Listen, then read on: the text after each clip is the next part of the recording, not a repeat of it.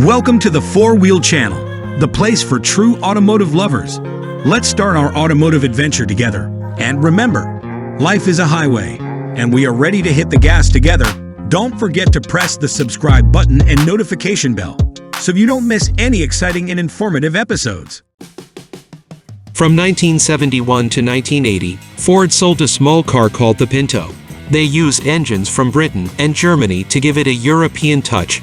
Later on, when Ford wanted a new Pinto for North America with modern features, they were even more influenced by European design.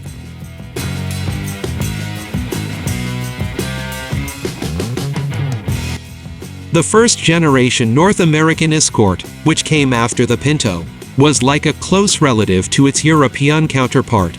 This move brought Ford closer to selling cars that could be used all around the world.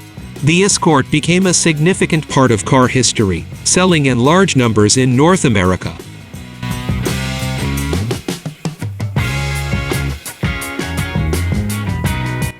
In 2025, the Escort was offered in 3 different versions: the basic El Cheapo model, the somewhat fancier GL, and the sporty Cheapo.